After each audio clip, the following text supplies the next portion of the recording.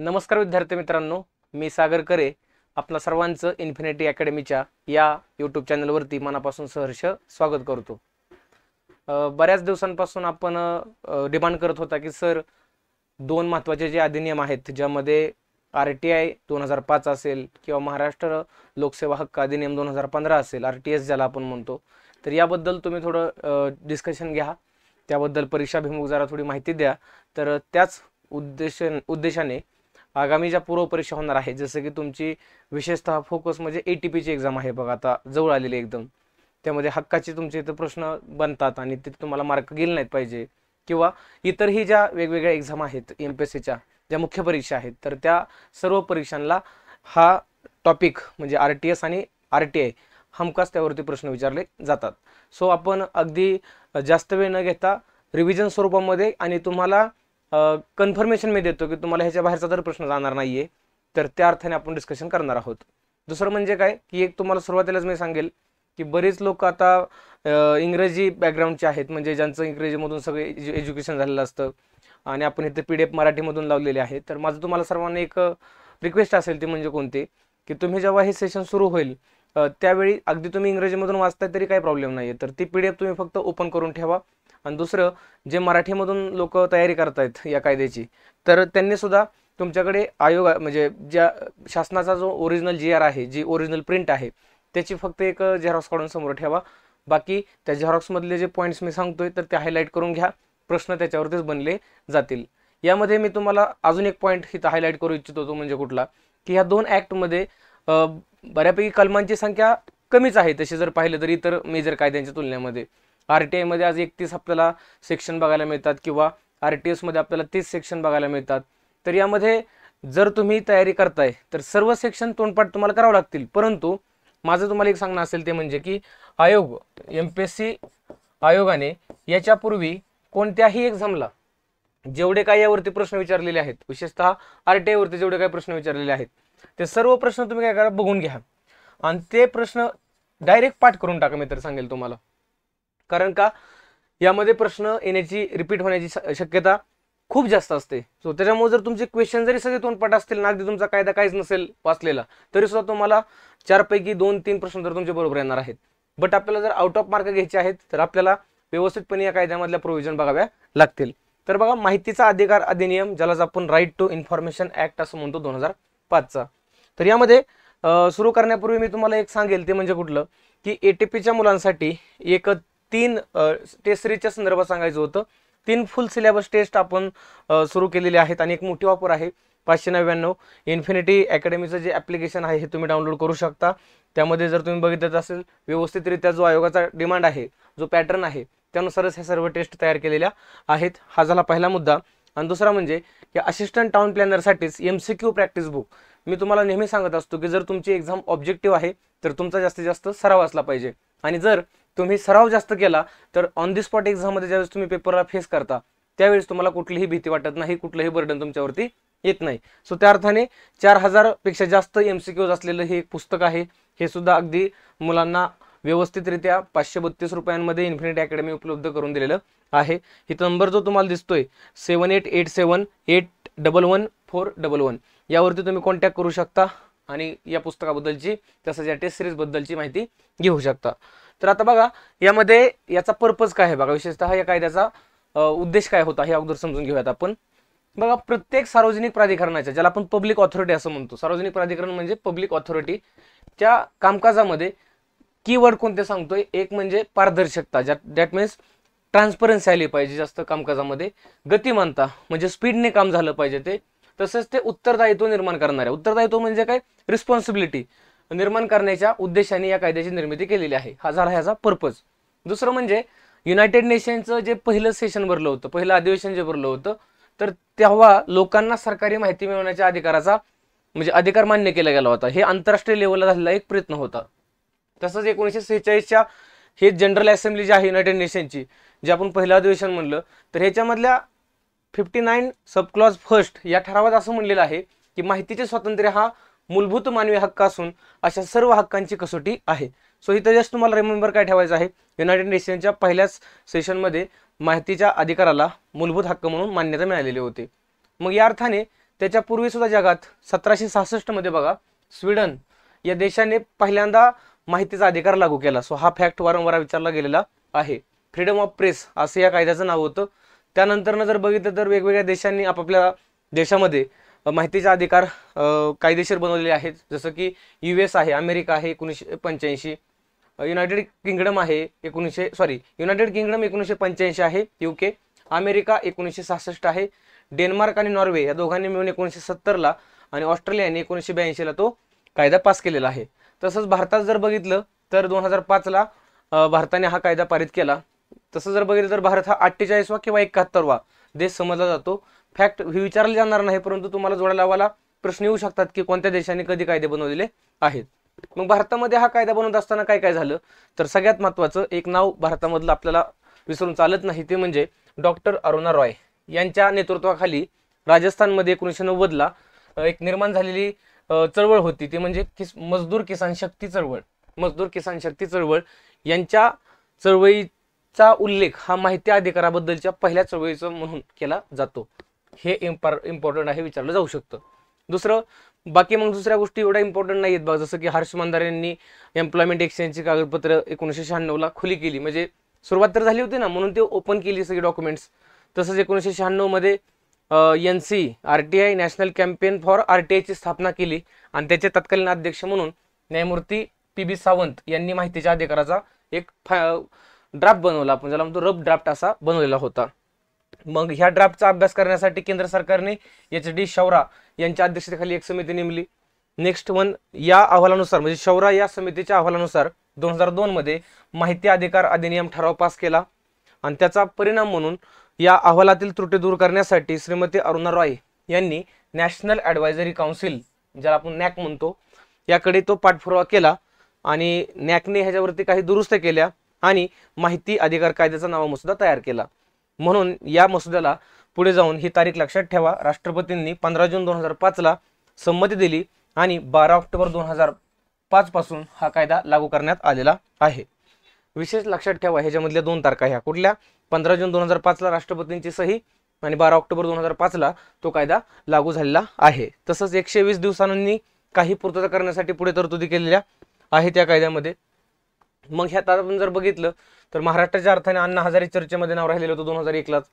त्यानंतर टिहरी गढवाल या भागामध्ये एक नाव होतं बघा, चंदीप्रसाद भट यांनी सुद्धा प्रयत्न केलेलं होतं. विशेष म्हणजे 1997 मध्ये तामिळनाडू हे भारतातलं असं राज्य होतं की ज्याने राज्य माहिती अधिकाराचा कायदा केलेला आहे. सो तामिळनाडू हे भारतातलं पहिलं राज्य आहे. तसंच इतर राज्यांनी सुद्धा आपापले कायदे केले, ते विचारले जाणार नाहीत तुम्हाला तसे, परंतु लक्षात ठेवा ही फॅक्ट एक RTI ऑनलाईन करणारं भारतातलं पहिलं राज्य आहे ते म्हणजे महाराष्ट्र. तामिळनाडू आणि महाराष्ट्रावरती क्वेश्चन येऊ शकतात. मग ह्याच्यामध्ये माहिती अधिकाराचा जो कायदा आहे त्याच्या अगोदरचा एक कायदा होता, तो म्हणजे ऑफिशियल सिक्रेट ऍक्ट ज्याला आपण म्हणतो, ज्याला आपण कार्यालयीन गुप्तता अधिनियम 1923 म्हणतो. तर ह्या दोघांमध्ये असं सांगितलेलं आहे की जर काही वाद निर्माण झाले, कॉन्ट्रोवर्सी निर्माण झाली, जर ह्यांच्यामध्ये कंपॅरिझन झालं तर ह्याच्यामध्ये वरचढ कोण ठरणार आहे, 2005चा कायदा वरचढ ठरणार आहेत. तसंच या माहिती अधिकार कायद्याने म्हणजे RTIने इन्फॉर्मेशन ऍक्ट 2002 ज्याला फ्रीडम ऑफ इन्फॉर्मेशन ऍक्ट म्हणतो त्याला काय केलेलं आहे, रिप्लेस केलेलं आहे. आणि 2019ला दिल्ली हायकोर्टाने एक स्टेटमेंट दिलं बघा याच्यामध्ये. ते मध्ये RTI मध्ये काय येतात, सगळे पब्लिक ऑथॉरिटी येतात. दिल्ली हायकोर्ट म्हणलं की यामध्ये चीफ जस्टिस ऑफ इंडिया सुद्धा काय करतोय, इन्क्लूड केला जातोय, असं ते डिसिजन 2019ला दिल्ली हायकोर्टाने दिलेलं आहे. नेक्स्ट ह्या छोट्या छोट्या फॅक्ट्स तुम्हाला चालता बोलता पाठ कराव्या लागतात. जसं की आंतरराष्ट्रीय माहिती अधिकार दिवस 28 सप्टेंबरला असतो, इंटरनॅशनल इन्फॉर्मेशन डे. त्यानंतर भारतामध्ये माहिती अधिकार एक वीक सुद्धा आपण सेलिब्रेट करतो, त्याला आपण सप्ताह म्हणतो, आठवडा, 6 ऑक्टोबर ते 12 ऑक्टोबर. आणि माहितीचा अधिकार भारताच्या प्रत्येक नागरिकाला उपलब्ध आहे. तसंच जर तुम्ही बघितलं तर याच्यामध्ये सुप्रीम कोर्टाने सांगितलंय की बाबा माहितीचा अधिकार जो आहे ना तो घटनेतल्या कलम 19(1)(a) आणि 21 अंतर्गत येतो. ह्याचा अर्थ इन्क्लूड होतो असं सुप्रीम कोर्टाचं काय आहे, मत आहे. परंतु त्यासाठी अशी काही घटना दुरुस्ती वगैरे झालेली आहे का, नाहीये. त्याच्यामुळे माहितीचा अधिकार हा घटनात्मक आहे का, नाहीये. हा कसा आहे, वैधानिक स्वरूपाचा आहे. एक सामान्य कायद्याने तो बहाल केलेला आहे. परंतु सुप्रीम कोर्टाच्या स्टेटमेंटनुसार RTI is comes under article 19(1)(a) and article 21 of Indian constitution. ह्याचा उद्देश काय तर नागरिकांना सक्षम करणं, पारदर्शकता, रिस्पॉन्सिबिलिटीचं प्रोत्साहन देणं, करप्शनला नियंत्रित करणं हे स्वतःचं टार्गेट आहे. आणि इनडायरेक्टली आपण म्हणतो की खऱ्या अर्थाने लोकांनी काम करणारी लोकशाही निर्माण करणे. कारण की डेमोक्रॅटिक कंट्रीमध्ये नेहमी लक्षात ठेवायचं दोन गोष्टी खूप फॉलो झाल्या पाहिजेत. एक म्हणजे ट्रान्सपरंट इलेक्शन, ओके, आणि ट्रान्सपरन्स ॲडमिनिस्ट्रेशन. या दोन जर गोष्टी व्यवस्थितपणे फॉलो झाल्या तर लोकांनी लोकांसाठी लोकांच्या मार्फत चालवलेलं शासन म्हणजे लोकशाही त्याला आपण म्हणतो. That is called democracy. ह्या फॅक्ट तुम्हाला माहित असतीलच. राष्ट्रपतींची मान्यता 15 जून 2005, अंमलबजावणी सुरू 12 ऑक्टोबर 2005. यामध्ये एकूण पार्ट्स किती आहेत तर 6. हे स्ट्रक्चर तुम्हाला माहित असणं गरजेचं आहे. एकूण कलम किती आहेत, सेक्शन्स किती आहेत 31, आणि शेड्यूल्स किती आहेत 2, 6, 31 आणि 2. हे तुम्हाला बेसिक माहित असलं पाहिजे. मग हे वेगवेगळे आहेत, पार्ट्स आहेत. दोडावाळा क्वेश्चन तुम्हाला ह्याच्यामध्ये येतो, कोणत्या पार्टमध्ये काय आहे. बेसिकली कुठलाही तुम्ही ऍक्ट एखादा घेतला तर त्या ऍक्टचं पहिलं पार्ट कोणता असतो माहिती आहे का, प्रारंभिक असतो. या प्रारंभिक मध्ये काय असतात दोन गोष्टी, एक तर त्या कायद्याचं नाव असतं आणि दुसरं म्हणजे त्या कायद्याचा कव्हरेज एरिया असतो की तो कुठं कुठं कायदा लागू होईल. हे प्रत्येक ऍक्टच्या पहिल्या पार्टमध्ये सांगितलेलं असतं. RTS मध्ये पण हेच असणार आहे. त्यापुढं दुसरं माहिती अधिकार आणि सार्वजनिक प्राधिकरणावरली आबंधनं म्हणजे ऑब्लिगेशन्स सांगितलेले आहेत पब्लिक ऑथॉरिटीवरची. आर्टिकल नंबर किंवा सेक्शन नंबर 3 to 11. 3 आणि 4 कंपॅरिझन आहे बघा. 3 मध्ये सेंट्रल इन्फॉर्मेशन कमिशन आहे, 4 मध्ये स्टेट इन्फॉर्मेशन कमिशन आहे. मग इथं 12 ते 14 सेंटरचं आहे आणि 15 ते 17 स्टेटचं इन्फॉर्मेशन कमिशन आहे.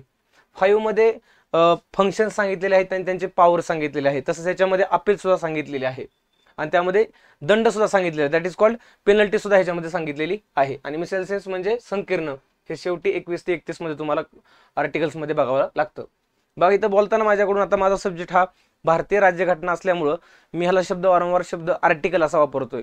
बट तुम्ही सेक्शन सुद्धा ह्याला बरेच जण ह्याला म्हणतात. सो काही प्रॉब्लेम नाहीये, सेक्शन म्हणा किंवा आर्टिकल म्हणा, पेपरमध्ये जे काही येईल तर ते तुम्हाला त्या अर्थाने घ्यायचं आहे.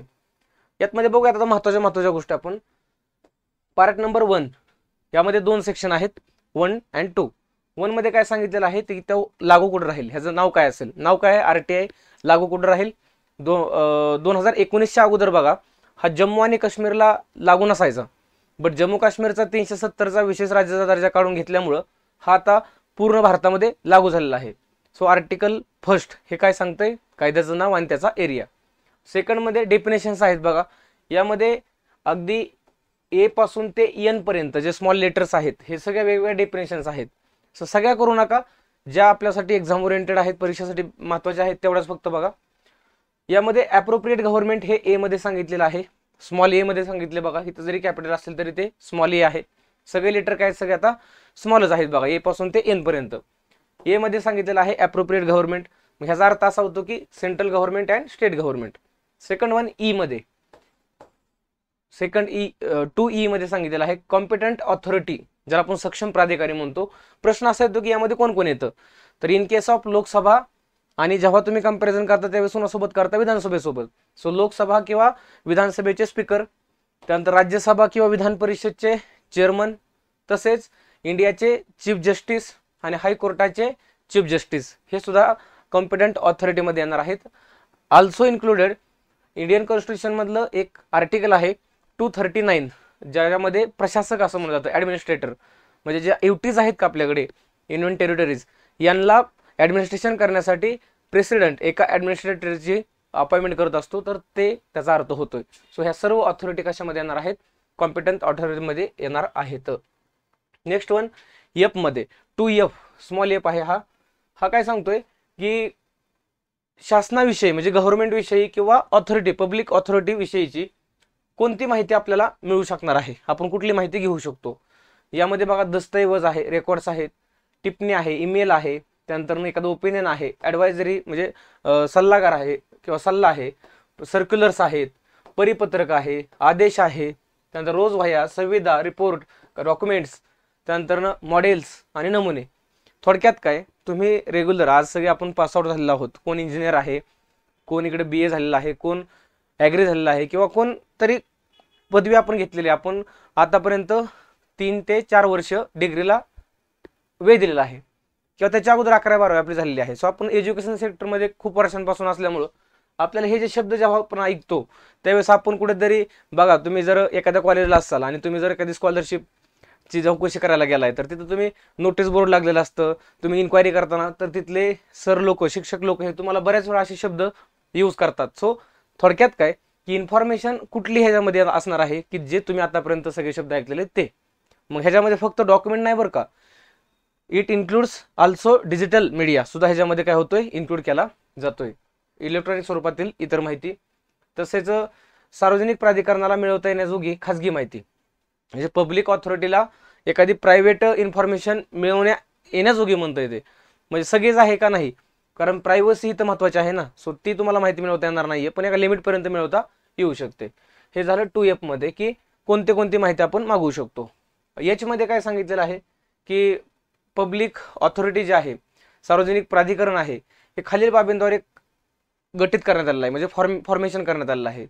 म्हणजे संविधानानुसार आहे, संसदेच्या कायद्यानुसार आहे, म्हणजे पार्लिमेंटच्या ऍक्टनुसार, स्टेट लेजिस्लेचरच्या ऍक्टनुसार, कॉन्स्टिट्यूशननुसार आणि गव्हर्नमेंटकडून एस्टॅब्लिश झालेले असे वेगवेगळे ऑथॉरिटीज आहेत. तर ते सगळे तुम्हाला 2H मध्ये बघायला मिळतील. त्यानंतर I इम्पॉर्टंट आहे बघा. ह्याच्यामध्ये सांगितलं अभिलेख. अभिलेख मीन्स काय, रेकॉर्ड. रेकॉर्डमध्ये काय काय येतंय हेच तुम्हाला मग अशी मी सांगितलं बघा. तुम्ही इंग्रजीमध्ये शब्द त्याला तुमच्या त्या PDF मधून बघू शकता. दस्तऐवज आहे, हस्तलिखन आहे, फाईल आहे. त्यानंतर दस्तऐवजी सूक्ष्मपट ज्याला आपण मायक्रोफिल्म म्हणतो, मायक्रो फिचे म्हणतो, किंवा प्रतिरूप प्रत, झेरॉक्स कॉपी सुद्धा आपण त्याला म्हणतो. इमेजेस आहेत किंवा कम्प्युटरद्वारे तयार करण्यात आलेलं इतर साहित्य. या सर्व गोष्टी कशामध्ये असणार आहेत, तुमच्या रेकॉर्ड्समध्ये असणार आहे. जे मध्ये इम्पॉर्टंट आहे की माहिती अधिकार सार्वजनिक प्राधिकरणाकडे असलेली माहिती मिळण्याचा अधिकार आहे. यामध्ये आपण काय काय मिळवू शकतो बघा. म्हणजे इथं माहिती मिळवण्याचा अधिकार आहे बघा, एक डेफिनेशन मध्ये तुम्ही जे मध्ये आहे, पाहणी आहे, टिप्पणी आहे, नमुने आहे आणि संगणक म्हणजे कम्प्युटरमध्ये साठवलेली माहिती आहे. आणि लास्ट वन इम्पॉर्टंट ह्याच्यामधलं जे N आहे ते म्हणजे थर्ड पार्टी. मग what is the meaning of third party, त्याला आपण म्हणतो की त्रयस्थ पक्ष. म्हणजे माहिती मिळवण्याची विनंती करणाऱ्या नागरिका व्यतिरिक्त, म्हणजे जो ऍप्लिकेशन करणार आहे इन्फॉर्मेशन मिळवण्यासाठी, त्याच्या व्यतिरिक्त तो सोडून दुसरा जो पर्सन असेल किंवा एखादी ऑथॉरिटी असेल तर त्याला तुम्ही थर्ड पार्टी म्हणणार आहे. तो हे झाला आर्टिकल नंबर 2. फर्स्ट मध्ये डेफिनेशन, सेकंड मध्ये आपण फर्स्ट मध्ये काय बघितलं, नाव आणि त्याचा कव्हरेज एरिया बघितला, आणि सेकंड वन मध्ये बघितलं आपण ते वेगवेगळ्या डेफिनेशन्स. आता प्रकरण 2 म्हणजे पार्ट दुसरा सुरू होतोय. हा खूप महत्वाचं हे आर्टिकल आहे. यामध्ये स्पष्टपणे सांगितलेलं आहे की सर्व नागरिकांना माहिती मिळवण्याचा अधिकार आहे. पण इथं लक्षात ठेवा, इथं ओनली सिटीजन सांगितलेलं आहे. आता हे कसं मी तुम्हाला सांगू शकतो, कारण की आपल्या कॉन्स्टिट्यूशन मध्ये असे काही आर्टिकल्स आहेत, उदाहरणार्थ 15, 16, 19, 29 आणि 30 असे हे 5 जे फंडामेंटल राईट आहेत का, हे फक्त ओनली इंडियन सिटीजनलाच अवेलेबल आहेत.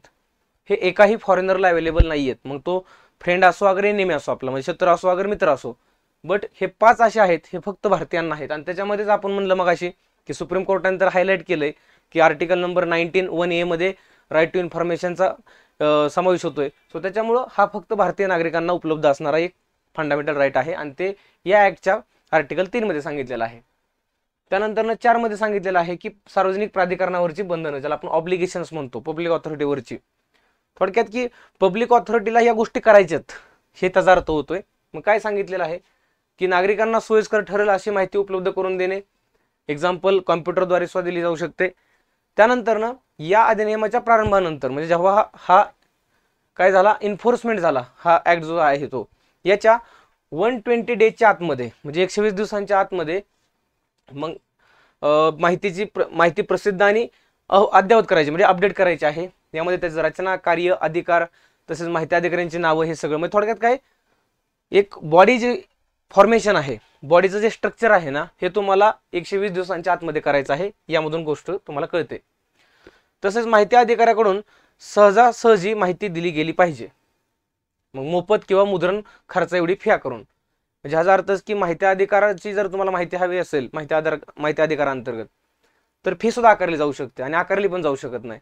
मग जे लोक बिलो पॉवर्टी लेवल आहेत का, दारिद्र्य रेषेखालची, त्यांना अजिबात फी आकारली जाणार नाहीये. त्यांना मोफत मिळेल, फ्रीमध्ये मिळेल. परंतु जो काही खर्च होणार आहे पब्लिक ऑथॉरिटीला, तर तेवढा खर्च कशासाठी, ते डॉक्युमेंटच्या झेरॉक्स काढण्यासाठी किंवा ज्या काही गोष्टी असतील, तर तेवढी फी आकारून माहिती दिली गेली पाहिजे. हे झालं सेक्शन नंबर 4. सेक्शन नंबर 5 मध्ये सांगितलेलं आहे की डेझिग्नेशन. हिथं आता सांगितलं, तिथं मी काय म्हणलं की 120 डेजच्या आतमध्ये फॉर्मेशन करायचं एक स्ट्रक्चर. मग आता डेझिग्नेशन म्हणजे प्रत्येक सार्वजनिक प्राधिकरणाने 100 डेजच्या आतमध्ये, 100 दिवसाच्या आतमध्ये वेगवेगळ्या अधिकाऱ्यांना काय केलं पाहिजे, तिथं अपॉइंटमेंट केलं पाहिजे किंवा पद निर्देशित केलं पाहिजे. हे सेक्शन नंबर 5 मध्ये सांगितलेलं आहे. मग यामध्ये जसं की सेंट्रल इन्फॉर्मेशन कमिशनर आहे, स्टेट इन्फॉर्मेशन कमिशनर आहे, तसेच उपविभागीय स्तरावरती किंवा उपजिल्हा स्तरावरती वेगवेगळे अधिकारी आहेत. जसं की केंद्रीय सहाय्यक जनमाहिती अधिकारी आहे, याला सहाय्य करण्यासाठी, आणि याला करण्यासाठी राज्य सहाय्यक जनमाहिती अधिकारी. किती दिवसांच्या आतमध्ये? 100 डेजच्या आतमध्ये. हे झालं सेक्शन नंबर 5. 6 मध्ये माहिती मिळवण्यासाठी विनंती करणं. आपल्याला रिक्वेस्ट करायची आहे. मग आपण रिक्वेस्ट कशी करू शकतो? तर इंग्रजी, हिंदी किंवा लोकल लँग्वेज या तिन्ही लँग्वेजमध्ये आपण लेखी स्वरूपामध्ये किंवा इलेक्ट्रॉनिक साधनाद्वारे माहिती मागवता येईल आपल्याला. म्हणजे रिटर्न किंवा इलेक्ट्रॉनिक साधनांद्वारे. तोंडी स्वरूपात मागता येऊ शकते का? नाही. पण आता इथे लक्षात ठेवा, एक लक्षात ठेवायचं आहे की माहितीची मागणी लेखी स्वरूपात करता जर येऊ शकत नसेल, एखाद्याला लिहिताच येत नसेल, तर संबंधित अधिकारी तोंडी स्वरूपात मागणी करणाऱ्या व्यक्तीला ती लेखानिविष्ट करून सर्व प्रकारचे सहाय्य करेल. म्हणजे तो सांगेल, ज्याला माहिती हवी आहे ना तो सांगेल, परंतु एखादा तिथं रायटर असणार आहे, तो तिथं लिहिल आणि तशा प्रकारे माहिती तो मागणार आहे. त्यानंतर ना अर्जात कोणतीही वैयक्तिक माहिती देण्याची आवश्यकता नाहीये. विशेषतः ह्याच्यामध्ये सांगितलेलं आहे. म्हणजे अर्जात जी मागणी केलेली आहे ती कारणे सोडून इतर संपर्क साधण्याची आवश्यक माहिती आपल्याला नमूद करावी लागेल त्या अधिकाऱ्याला. परंतु इथं पर्सनल माहिती देण्याची आवश्यकता आहे का? अजिबात आवश्यकता नाहीये. तसंच ती जी माहिती आहे ही अदर पब्लिक ऑथॉरिटीकडे जर धारण केलेली आहे, म्हणजे हस्तांतरित केलेली आहे, तर अशी माहिती मिळवण्यासाठी अर्ज करण्यात आलेला असेल तर अशा अर्जाचं हस्तांतरण अर्ज मिळाल्यापासून 5 दिवसांच्या पेक्षा अधिक उशीर करता येणार नाही. म्हणजे आता सपोज ए पब्लिक ऑथॉरिटी एक आहे आणि बी दुसरी आहे, आणि आपला सी हा एक पर्सन आहे. सी ला माहिती हवी आहे खरी तर बीची, पण सी गेलाय कोणाकडे? ए कडे. सो काय केलं जाईल? माहिती याला माहिती आहे की याची हवी आहे, त्याच्यामुळं हा अर्ज हस्तांतर करेल, ट्रान्सफर करेल. तर मग हा जो गॅप सांगितलाय ना तो किती दिवसांचा सांगितलेला आहे? 5 दिवसांचा सांगितलेला आहे. म्हणजे हा त्याला मदत करणार आहे. हा म्हणणार आहे का मला मला माहित नाही, माझ्याकडे येऊ नको, तसं नाही. हा उलट मदत करेल आणि तो ट्रान्सफर अर्ज करणार आहे. नेक्स्ट, विनंती अर्ज निकालामध्ये काढणे. हे खूप महत्वाचं आहे बघा. माहितीचा अर्जाची विनंती केल्यापासून, आता विनंती करणं म्हणजे काय? हे कधीपासूनचा काळ लक्षात घेतला जातो? तुम्ही आतमध्ये गेलाय आणि तुम्ही तिथे विनंती करताय म्हणजे अर्ज देताय, पण जो अधिकारी आहे ना त्याने ते ऍक्सेप्ट केलं पाहिजे. जेव्हा तो अधिकारी तो अर्ज ऍक्सेप्ट करेल ना, तिथपासूनच्या तारखेपासून ते पुढे 30 दिवसांच्या आतमध्ये ही तुम्हाला माहिती पुरवावी लागेल. परंतु एखादी माहिती जर माणसाच्या जीविताच्या किंवा स्वातंत्र्याशी निगडीत असेल तर ती 48 तासामध्ये त्यांना पुरवावी लागते. प्रश्न इथं 100% येणार आहे. ओके, लक्षातच ठेवा, प्रश्न इथं विचारला जाऊ शकतोय. त्यापुढं जर दिलेल्या विशिष्ट कालमर्यादेपेक्षा संबंधित अधिकारी माहिती देण्यास अपयशी ठरला तर ती त्यांनी माहिती फेटाळलेली आहे असं मानलं जातं. म्हणजे 30 दिवसांमध्ये जर त्यांनी नाही दिली तर ती त्यांनी रिजेक्ट केली असं त्याचा अर्थ होईल, आणि त्याला काय होऊ शकतो? परत दंड पण होऊ शकतो, कारण की आपण त्याला अपील पण करू शकतो ना. बघा पुढे दिले त्यांनी, माहिती पुरवण्याचा खर्च दर्शवणाऱ्या खर्चाव्यतिरिक्त इतर जादा खर्च जर प्रदान केल्यावर संबंधित अधिकाऱ्याला तशी सूचना कळवावी लागेल. मात्र असा कालावधी 30 दिवसांच्या कालावधीमधून वगळावा लागेल. म्हणजे जो काय अर्ज आपण केला त्यासाठी आपल्याकडून फी घेतली, परंतु परत असं समजलं की अजून खर्च लागणार आहे, तर ती माहिती त्या अर्जदाराला कळवावी लागेल. ज्याने ऍप्लिकेशन केलेलं आहे त्याला कळवावी लागेल. मात्र असा कालावधी 30 दिवसांमध्ये पकडला जाणार नाही. माहितीचा अर्ज करणारा व्यक्ती जर हँडिकॅप असेल तर त्याला मदत करावी लागेल. तसंच छापील स्वरूपातील किंवा इलेक्ट्रॉनिक स्वरूपातील माहिती पुरवण्यासाठी वाजवी शुल्क त्याला आकारता येऊ शकतं. मात्र हे बघा लक्षात ठेवा, मात्र समुचित शासनाकडून म्हणजे ॲप्रोप्रिएट गव्हर्नमेंट ज्याला आपण म्हणतो, जे सेंट्रल गव्हर्नमेंट आणि स्टेट गव्हर्नमेंट आपण बोललो होतो, यापासून जर निर्धारित केलेल्या दारिद्र्य रेषेखालच्या व्यक्तीला कुठलंही शुल्क आकारलं जाणार नाही. म्हणजे बिलो पॉवर्टी लेवलच्या व्यक्तीला कुठलंही तिथं चार्जेस लागणार नाहीयेत. समजतंय? नेक्स्ट वन, जो काय स्पेसिफिक म्हणजे स्टिप्युलेटेड टाइम आहे, स्टिप्युलेटेड टाइम पिरियड आहे, त्यामध्ये जर माहिती देण्यास जर पब्लिक ऑथॉरिटी फेल झालं, अपयशी ठरलं, तर तिथून पुढे मग माहिती सगळी काय दिली जाईल? फ्रीमध्ये दिली जाईल, हे सांगितलेलं आहे. त्यानंतर ना माहिती पक्षाच्या किंवा व्यक्तीच्या माहिती संदर्भात कुठलाही निर्णय घेण्यापूर्वी माहिती अधिकाऱ्यांनी त्रयस्थ व्यक्तीचे अभिवेदन लक्षात घेतले जाणार आहे. म्हणजे कुठलीही निर्णय घेण्यापूर्वी थर्ड पार्टीचं अभिवेदन लक्षात घेतलं जाईल इथं सांगितलेलं आहे. हे बाकी एवढं काय पुढचं महत्वाचं नाहीयेत, परंतु हे एक महत्वाचं आहे बघा की सर्वसाधारणपणे म्हणजे जनरली ज्या स्वरूपामध्ये माहिती मागवलेली आहे त्या स्वरूपामध्ये माहिती पुरवली पाहिजे. हे या आर्टिकल नंबर 7 मध्ये सांगितलेलं आहे, 7 मध्ये सांगितलेलं आहे. 8 मध्ये सांगितलेलं आहे की एक्सेप्शन्स म्हणजे माहिती कुठली उघड करता येऊ शकत नाही हे ह्यामध्ये सांगितलेलं आहे. बघा ह्याच्यामध्ये जी माहिती आपली सॉव्हरेनिटी आणि इंटिग्रिटीच्या रिलेटेड आहे, आपल्या सिक्युरिटी रिलेटेड आहे किंवा स्ट्रॅटेजिक रिलेशन्स आहेत आपले देशाचे आपले, तर त्या बाबतीतली माहिती असेल, सायंटिफिक असेल, इकॉनॉमिक असेल, यामध्ये आपले काही रिलेशन्स असतील त्या बाबतीतली माहिती असेल, विदेशी राष्ट्राशी असलेले संबंध या बाबतीतली माहिती असेल, किंवा एखादी अशी इन्फॉर्मेशन असू शकते की जे गुन्हा ऑफेन्स जो आहे ती चेतावणी देणारी असू शकते, तर ती सुद्धा माहिती तुम्हाला देता येणार नाहीये. म्हणजे थोडक्यात एक्सेप्शन्स म्हणजे काय, अपवाद लक्षात ठेवायचे की कुठली माहिती तुम्हाला देता येणार नाहीये. त्यापुढं ज्या माहितीला न्यायालयाने स्पष्टपणे सांगितलं की तुम्हाला देता येऊ शकत नाही ती सुद्धा माहिती तुम्ही देऊ शकणार नाही, आणि जर तशी माहिती तुम्ही दिली तर काय होईल, तो न्यायालयाचा अवमान होईल. किंवा पार्लमेंट आणि स्टेट लेजिस्लेचरचा अवमानाचा पण इथं उल्लेख केलेला आहे, जसा भंग झाला तर ती सुद्धा माहिती देता येणार नाहीये. त्यानंतर वाणिज्य क्षेत्रातील म्हणजे कॉमर्स फील्डमधली, त्यानंतर बौद्धिक संपदा इंटेलेक्च्युअल प्रॉपर्टी ज्याला आपण म्हणतो त्या बाबतीतली जर माहिती उघड केली आणि याच्यामुळं स्पर्धात्मक संबंधांमुळं पुढच्या माणसाला जर हानी पोहोचू शकत असेल तर अशी सुद्धा माहिती तुम्हाला देता येऊ शकत नाही. नंतर एखाद्या व्यक्तीच्या विश्वासातील फिड्युशरी संबंधांमुळे माहिती उपलब्ध झालेली असते अशी माहिती तुम्हाला देता येणार नाही. जी माहिती उघड केल्याने एखाद्या व्यक्तीचे जीवन आणि शारीरिक सुरक्षा धोक्यात येऊ शकते ती पण देता येणार नाहीये. विश्वासपूर्वक माहितीचा स्रोत मिळवलेले सहाय्य अशी माहिती देता येणार नाहीये. त्यानंतर विदेशी सरकारकडून आपल्याला मिळालेली काही माहिती असते ते आपल्याला देता येणार नाहीये. थोडक्यात काय ह्यामध्ये तुम्हाला सांगितलं कळालं असेल की 8 मध्ये की कोणती माहिती तुम्ही देऊ शकत नाही. आणि आता आपण भारताचे नागरिक आहोत, आज आपण एवढे एज्युकेटेड आहोत, तर आपल्याला माहिती आहे ना की कुठल्या माहितीमुळे कुठं काय प्रॉब्लेम होऊ शकतो. सो असे क्वेश्चन जर आले का तुम्हाला विधानात्मक स्वरूपाचे, सो तुम्ही तुमचा इथं जनरली प्रेझेन्स फक्त जो पेपर मधला आहे ना तो व्यवस्थितपणे ठेवा विचार करतानाचा. ह्या गोष्टींना पाठ करण्याची आवश्यकताच काय नाही मी तर म्हणतो. ह्या गोष्टी तुम्हाला एक नागरिक म्हणून इथं समजून घ्या. तुम्ही सध्या पेपरला तर प्रश्न येईल तो भाग वेगळा, पण आता आपण नागरिक आहोत आणि आपल्याला ह्या गोष्टी कशा माहिती मिळणार नाही हे जाणून घ्यायची, तर थोडक्यात एक गोष्टी टाईप तुम्ही ह्या ध्यानात ठेवू शकता असं मला वैयक्तिक वाटतं. तुम्ही एकदा प्रयत्न करून बघा, मला सगळे क्वेश्चन काय होतील सुटतील. की अशी चुकीची माहिती म्हणजे माहिती देता येऊ शकते परंतु ज्याच्यामुळे काहीतरी चुकीचं घडणार आहे तशी माहिती तुम्हाला नाही देता येणार नाही, हे तुम्हाला यामध्ये सांगितलेलं आहे. यामध्ये एक पॉईंट लक्षात ठेवा तो म्हणजे कुठला, की ज्या तारखेला कुठल्याही माहिती मिळवण्याची मागणी केलेली आहे त्या तारखेपासून 20 वर्षापूर्वी पर्यंत घडलेल्या घटना आणि प्रसंगाबाबत माहिती पुरवली जाते. लक्षात ठेवा हा जो कालावधी आहे म्हणजे माहिती अधिकारांतर्गत माहिती किती वर्ष अगोदरची घेता येते, 20 वर्षापर्यंतची घेता येते. पण 20 वर्ष नक्की मोजत असताना जर काय प्रॉब्लेम तयार झाला तर तिथं केंद्र सरकारचा निर्णय काय असतो, अंतिम असतो, सेंट्रल गव्हर्नमेंटचा.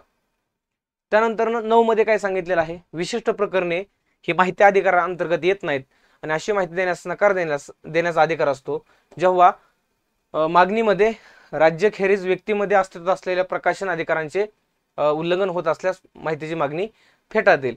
थोडक्यात इथं पण अपवादच सांगितलेलं आहे, जसं की प्रकाशन अधिकारांचे उल्लंघन ज्याला आपण कॉपीराईट ज्याला म्हणतो बघा, कॉपीराईट राईट्स जे आहेत तर त्याचं जर व्हायोलेशन होत असेल तर ही माहिती तुम्हाला नाकारता येणार आहे. सेक्शन नंबर 9 मध्ये सांगितलेलं आहे. 10 मध्ये सांगितलेलं आहे बघा सेव्हरेबिलिटी. सेव्हरेबिलिटी म्हणजे त्याला आपण मराठीमध्ये काय म्हणतो, पृथक्करण म्हणतो. आणि पृथक्करणचा अर्थ काय होतो की वेगवेगळं करणं, हेच यामध्ये सांगितलेलं आहे बघा. एक शब्द कीवर्ड ध्यानात ठेवायचा, पृथक्करण. म्हणजे अशी काही माहिती की जी एक्सेप्शन ठरवलेली आहे की तुम्हाला माहिती देता येऊ शकत नाही, पण अशा माहितीशी संबंधित असणारी एखादी बाब जर मूळ माहितीपासून जर वेगळी करता येऊ शकत असेल तर तुम्हाला अशी माहिती देता येऊ शकते. थोडक्यात काय, सपोज ही एक तुमचं डॉक्युमेंट आहे, याच्यामध्ये असे A, B, C आणि D असे 4 घटक आहेत. तुम्ही माहिती मागितलेली आहे कुठली, B ची, पण ऍक्टच्या एक्सेप्शन मध्ये असं सांगितलं की तुम्हाला यामधली E ची माहिती देता येऊ शकत नाही. तर अशा वेळेस जो माहिती अधिकारी तुम्हाला माहिती देणार आहे तर त्याने या B ला वेगळं करता येऊ शकतो या डॉक्युमेंट मधून आणि ते सेपरेट माहिती तुम्हाला देऊ शकतो, असं सेक्शन नंबर किती मध्ये सांगितलेलं आहे, 10 मध्ये सांगितलेलं आहे. 11 मध्ये थर्ड पार्टीची माहिती सांगितलेली आहे. मगाशी पण तुम्हाला सांगितलं की थर्ड पार्टी कोण असतं, जो अर्जदार असतो, ऍप्लिकेशन करतो, तो सोडून वेगळा व्यक्ती किंवा पब्लिक ऑथॉरिटी थर्ड पर्सन असू शकते. हे माहिती अधिकाऱ्याकडे एखाद्या त्रयस्थ पक्षाशी संबंधित माहिती मागवण्यात आली असल्यास अशी माहिती देण्याचा माहिती अधिकाऱ्याचा हेतू असला तर माहितीची मागणी प्राप्त झाल्यापासून 5 दिवसांच्या आत, हे खूप महत्वाचं आहे बघा, काय केली जाऊ शकते, थर्ड पार्टीला नोटीस दिली जाऊ शकते. अशी माहिती उघड करावी किंवा न करावी किंवा तसेच ही माहिती लेखी किंवा तोंडी देण्यासाठी त्रयस्थ पक्षाला आवाहन करता येईल. लक्षात ठेवायचे. म्हणजे आपण मग असे उदाहरण सांगितलं तुम्हाला की तुम्ही सी आहात, तुम्ही ए कडे गेलाय आणि एने तुमची माहिती देण्यासाठी जो अर्जाचं हस्तांतरण केलं तिथं किती कालावधी आहे, 5 दिवसांचा आहे. तर इथं थर्ड पार्टी बद्दलचा उल्लेख केलेला आहे 11 मध्ये. लक्षात ठेवायचं. त्यानंतर 12, 13, 14 आणि 15, 16, 17 हे काय सांगितलं मी तुम्हाला, स्टेट इन्फॉर्मेशन कमिशन, पहिलं सेंट्रल इन्फॉर्मेशन कमिशन आणि स्टेट इन्फॉर्मेशन कमिशन. सो 12 मध्ये काय सांगितलेलं आहे, सेंट्रल इन्फॉर्मेशन कमिशन. तेच तुम्ही 15 मध्ये बघणार आहे स्टेट इन्फॉर्मेशन कमिशन. मग सेंट्रल म्हणजे केंद्रीय माहिती आयोगामध्ये एक मुख्य माहिती आयुक्त असेल, तसेच जास्तीत जास्त किती असतील, 10, म्हणजे 1 प्लस मॅक्सिमम किती, 10. पण 10च असावेत असं आहे का, काय नाहीये. म्हणजे इथं काय केलं जाऊ शकतं, कामकाजाच्या आधारावरती किंवा कामकाजाच्या स्ट्रक्चरवरती तिथं किती कमिशनर असले पाहिजेत हे राष्ट्रपती स्वतः ठरवू शकतो. नियुक्ती कोण करतो, राष्ट्रपती. शिफारस करणारी कोणती समिती बघा याच्यामध्ये, पंतप्रधान स्वतः अध्यक्ष असतो. त्यानंतर लोकसभा विरोधी पक्षनेता असतो, म्हणजे अपोजिशन लीडर इन लोकसभा. तसेच पंतप्रधानांनी नामनिर्देशित, इथं आयोग तुम्हाला देऊ शकतो राष्ट्रपतीने. पंतप्रधानांनी नामनिर्देशित केलेला एक सेंट्रल कॅबिनेट मिनिस्टर असतो, तर तो ह्याची शिफारस करतो. हे सगळं कॉमन आहे बघा या स्टेटमध्ये, फक्त शब्दांचा बदल आहे, तुम्हाला समजला पाहिजे. इथं कॉमनच आहे. इकडे राष्ट्रपती, तर इकडे कोण आहे, राज्यपाल आहे. इकडे पंतप्रधान, इकडे मुख्यमंत्री असेल. इकडे लोकसभा, इकडे विधानसभा असेल. इकडे पंतप्रधानांनी नामनिर्देशित केलेला, इकडे मुख्यमंत्र्यांनी नामनिर्देशित केलेला, असे असणार आहे. कामकाज ह्याचं कसं चालतं, ॲटोनॉमस, स्वायत्तपणे कामकाज चालतं. पात्रता काय सांगितलेली आहे की जो व्यक्ती आहे हा कायदा, विज्ञान, तंत्रज्ञान म्हणजे सायन्स, टेक्नॉलॉजी, लॉ, त्यानंतर सार्वजनिक सेवा, पब्लिक सर्व्हिस असेल, पत्रकारिता, प्रेस, त्यानंतर प्रशासन म्हणजे आपलं प्रशासन चालवण्याचा अनुभव त्याला असला पाहिजे, असा व्यक्ती इथं अपॉइंटमेंट केला जाऊ शकतो. इथं सुद्धा कॉमनच त्या गोष्टी सांगितलेल्या आहेत. अपात्रता जर बघितलं तर इथं केंद्र किंवा राज्य विधिमंडळाचा सदस्य असेल, सेम तेच आहे इकडं. म्हणजे आमदार, खासदार हे ते पद धारण करू शकतात का, नाही करू शकत. तसंच ह्यांनी लाभाचं पद जर धारण केलं असेल, इकडं पण लाभाचं पद धारण केलं असेल, तर हे कसे असतात, अपात्र ठरतात. मुख्यालय ह्यांचं कुठं असतं, सेंटरचं दिल्लीला आहे. आणि हे सेंट्रल गव्हर्नमेंटच्या परमिशनने बदलता पण येऊ शकतं. इथं मुख्यालय महाराष्ट्राचं असेल वेगळ्या ठिकाणी, कर्नाटकचं वेगळ्या ठिकाणी असेल. सो हा अधिकार कोणाचा आहे, स्टेट गव्हर्नमेंटचा आहे. पदावधी यांचा किती आहे, 13 मध्ये बघा काय सांगितलेलं आहे, पदावधी सांगितलंय बघा. 12 झालं, 13 झालं, ठीक आहे. 5 किंवा 65 आहे. सुरुवातीला 5 आणि 65 होता, परंतु 2019च्या अमेंडमेंटनुसार सांगितलेलं आहे की केंद्र सरकार ठरवल किंवा वयाची 65 असेल. इकडे पण सेम, केंद्र सरकार ठरवल किंवा वयाची 65 असेल. पुनर्नियुक्ती दोघांचीही करता येऊ शकत नाही, इकडे पण करता येऊ शकत नाही. परंतु आता लक्षात घ्या, इथं 1 प्लस आपण काय म्हणलो होतो, स्ट्रक्चर मॅक्सिमम 10. एखाद्याचं 62 वर्ष वय असेल आणि तो इथं केंद्र सरकारने जो कार्यकाळ निश्चित केला होता, वयाचा नाही बरं का, त्याचा कार्यकाळ निश्चित करून त्याला रिटायरमेंट झाला तो, तर असा व्यक्ती पुढचं 3 वर्ष त्याला चान्स मिळणार आहे ना. मग अशा वेळेस हा व्यक्ती या पदावरती काम करू शकतो, तेव्हा मात्र त्याची नियुक्ती होणार आहे. म्हणजे ह्या दोन्हीचा मिळून कालावधी 5 वर्षांपेक्षा जास्त असला नाही पाहिजे, हे सुद्धा त्यांनी मेन्शन केलेलं आहे. त्यापुढे बघा, शपथ आणि राजीनामा. ह्याला शपथ कोण देतं आणि राजीनामा कोणाला देतात, हे राष्ट्रपतींना. हे कुठे देतील, राज्यपालांना. ह्यांचे पगार कोण ठरवतं बघा, हे खूप महत्वाचं आहे. मुख्य माहिती आयुक्ताचा हा चीफ इलेक्शन कमिशनर प्रमाणे असतो आणि इकडे स्टेटच्या चीफ इलेक्शन कमिशनर प्रमाणे असणार आहे. तसेच ऑदर इलेक्शन कमिशनर आहेत का, त्यांच्याप्रमाणे ह्यांच्या मेंबरचा असणार आहे आणि तिकडे स्टेटच्या मेंबर प्रमाणे असणार आहे. 2019ला बदल करून काय सांगितलं की ह्यांची सेवा शर्ती आणि पगार कोण ठरवणार आहे, केंद्र सरकार. यांचं पण केंद्र सरकार ठरवणार आहे. इथं स्टेट गव्हर्नमेंट नाही बरं का, सेंट्रल गव्हर्नमेंटच आहे. त्यानंतर रक्कम आणि वजावट. मग त्यांना तुम्हाला माहिती असेल की विकलांग म्हणजे जर ते डिसेबल्ड असतील, ओके, अपंग असतील, अशा क्षतिपूर्ती, निवृत्ती वेतन वगळता सेवानिवृत्ती लाभ जर त्यांना मिळत असेल तर त्यांच्या वेतनातून वरील लाभाची रक्कम कमी करण्यात येते. सो त्यांना एक्स्ट्राचे चार्ज म्हणजे एक्स्ट्रा जे पैसे मिळतात, अलाउन्स मिळत आहेत याच कारणासाठी, तर ते काय केले जाऊ शकतात, त्याच्यामधून वजा केले जाऊ शकतात. हे मात्र 2019ला ही रक्कम वजा करण्याची अट जी आहे ती काय केलेली आहे, रद्द केलेली आहे. 14 मध्ये सांगितले बघा, 12 झालं, 13 झालं, 14 मध्ये सांगितले त्यांना पदावरून दूर करणे. सुप्रीम कोर्टाने ह्यांची जर चौकशी करून जर त्यांना मिसबिहेवियर किंवा इनकॅपॅसिटी जर ठरवलं की हा व्यक्ती चुकीचा आहे किंवा त्याची कार्यक्षमता नाहीये, तर अशा वेळेस राष्ट्रपती त्यांना पदावरून दूर करू शकतात. सेम तिकडे सुप्रीम कोर्टानेच इकडे चौकशी केली जाते. तुम्ही कन्फ्युज इथं करायचं, इथं हायकोर्ट म्हणाल, पण नाही, इथं काय आहे, सुप्रीम कोर्टच आहे. यांनी चौकशी करून जर सांगितलं तर अशा वेळेस राज्यपालांच्या आदेशाद्वारे यांना पदावरून दूर करता येऊ शकतं. इतर पदावरून दूर करण्याची कारण कुठली आहेत बघा, दिवाळखोर कॉमन आहे दोन्हीकडे सुद्धा. दिवाळखोर, नादार असेल, नैतिक अधिपतन असेल, इतर पगारी नोकरीवर तो काम करत असेल, किंवा मानसिक किंवा शारीरिक विकलांग असेल, अशा कंडिशनमध्ये चौकशी करायची गरज नाहीये. चौकशी फक्त 2च कारणावरून केली जाते सुप्रीम कोर्टामध्ये, एक म्हणजे मिसबिहेवियर आणि दुसरं म्हणजे इनकॅपॅसिटी. क्लिअर? आणि ते इकडे काय आहे, 17 आहे. म्हणजे 12, 13, 14 हे कुठले झाले सगळे, सेंट्रल इन्फॉर्मेशन कमिशनचे. 15, 16, 17 हे स्टेट इन्फॉर्मेशन कमिशनचे. आणि पार्ट स्टेटचा 4था आणि सेंटरचा कोणता, 3रा आहे. मग हा पार्ट किती आता पुढचा 5वा आहे. तर इथून पुढे बघा, बऱ्यापैकी काही गोष्टी तुम्हाला फक्त आर्टिकल स्वरूपात ध्यानात ठेवाव्या लागतात. त्या गोष्टी मी तुम्हाला सांगेल, आणि जिथं जरा थोडं डिटेल लक्षात ठेवावं लागेल त्या गोष्टी आपण यामध्ये बघूयात. तर यामध्ये सेक्शन नंबर 18 काय सांगतं, आयोगाची अधिकार आणि कर्तव्य सांगितलेले आहेत. व्यक्तीला इथं सांगितलेलं आहे की 30 दिवसांचा जो कालावधी दिला होता, स्टिप्युलेटेड टाइम पिरियड दिला होता, त्यामध्ये जर नकार दिला जनमाहिती अधिकाऱ्यांनी तर संबंधित व्यक्तीला अपील करता येऊ शकतं, हे सांगितलेलं आहे. तसेच व्यक्तीला जर सपोर्टच नाही केला तर त्यावेळेस सुद्धा त्या अधिकाऱ्याची चूक आहे असं समजलं जातं. मगाशी मी तुम्हाला सांगितलं की अधिकाऱ्यांनी काय काय सपोर्ट केला पाहिजे. मग त्यावेळेस जर तो चुकीचा असेल तर तो त्याने अपयशी ठरलाय समजायचं आणि त्याची ती चूक आहे. त्याच्यामुळं माहिती आयोगाला दिवाणी न्यायालयाचे अधिकार असतात बघा, हे तुम्हाला फसवतील. ते म्हणतील की फौजदारी न्यायालयाचे अधिकार असतात. नाही ना, हे थोडेच क्रिमिनल केस आहेत. हवा ही कोणती केस आहे, सिव्हिल केस आहे. सो त्याच्यामुळे इथं त्यांना कोणते अधिकार असतील, दिवाणी न्यायालयाचे अधिकार असतील. हे 18 मध्ये सांगितलेलं आहे. 19 मध्ये अपील सांगितले.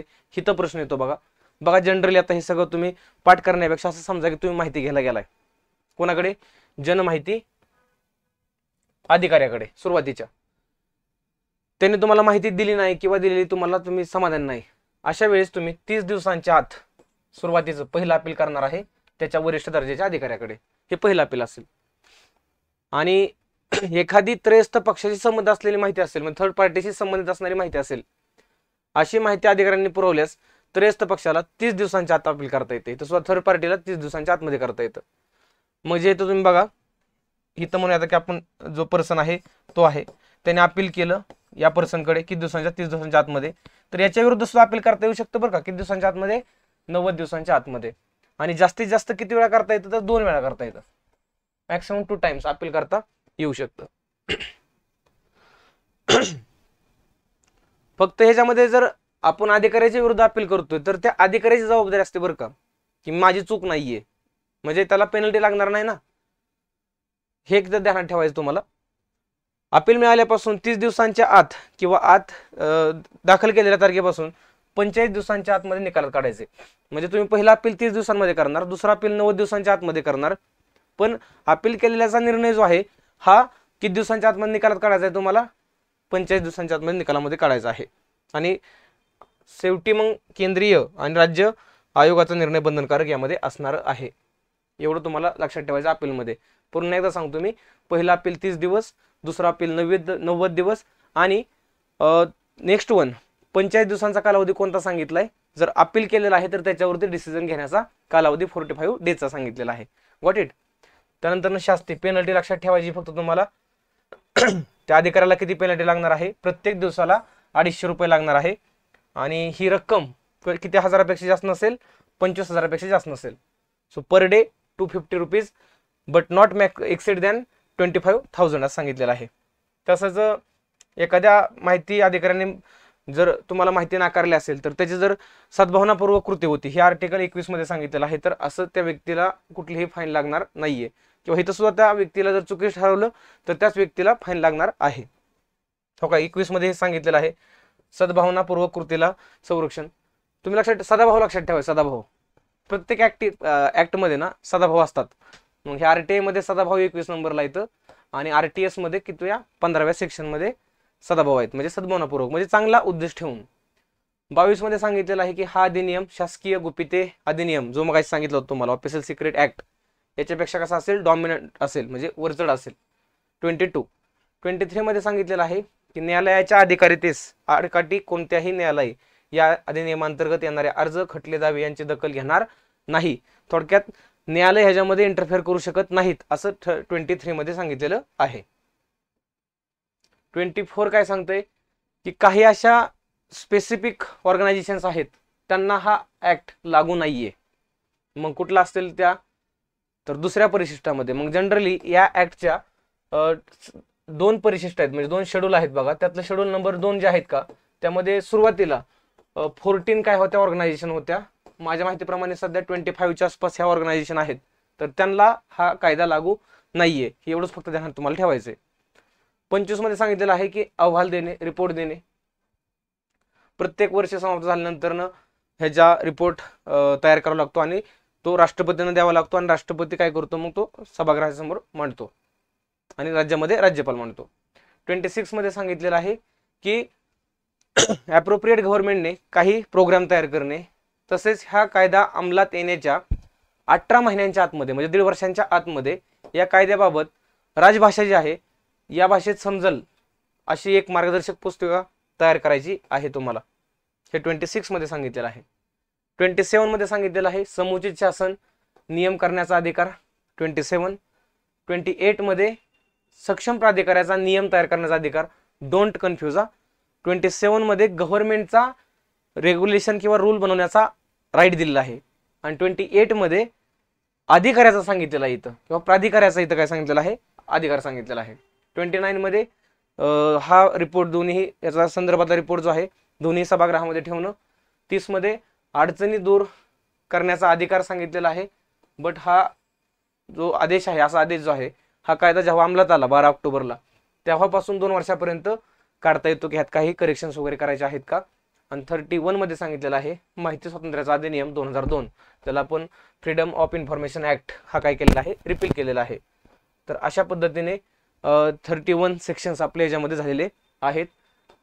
पहिलं परिशिष्ट जे 2 शेड्यूल तुम्हाला सांगितले, त्यात पहिल्यामध्ये ओत आहेत बघा, प्रतिज्ञा, आणि दुसऱ्यामध्ये आधीच 18 होते, मग अशी मी 14 म्हणलं मला वाटतं तुम्हाला, अगोदर 18 होत्या, आता किती सध्या 25 आहेत.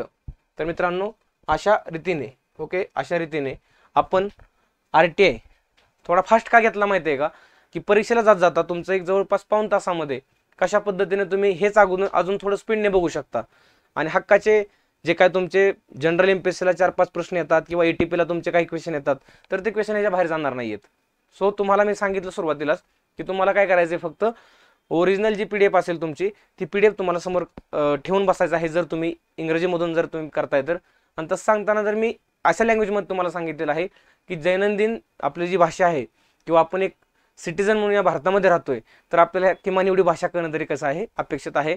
नक्कीच जर तुम्हाला सेशन आवडलं असेल तर लाईक करा, तुमच्या प्रतिक्रिया नक्की कमेंट बॉक्समध्ये कळवा. आणि पुन्हा एकदा सांगतो मी, टेस्ट सिरीजबद्दल ही माहिती मी सुरुवातीला सांगितली होती की 3 टेस्ट सिरीज आणि हे MCQचं एक पुस्तक, ह्या दोन्ही तुम्ही बद्दल हे जो नंबर दिलेला आहे खाली आहे 7887811411 यावरती कॉन्टॅक्ट करू शकता आणि तुम्ही माहिती मिळवू शकता. मित्रांनो पुन्हा एकदा सगळ्यांचं मी मनापासून आभार मानतो. अपेक्षा करतो की या सेशनचा, या एकदम रॅपिड सेशनचा तुम्हाला आगामी मुख्य परीक्षांमध्ये किंवा कुठल्याही परीक्षांमध्ये 100% फायदा होईल. थांबूयात. धन्यवाद.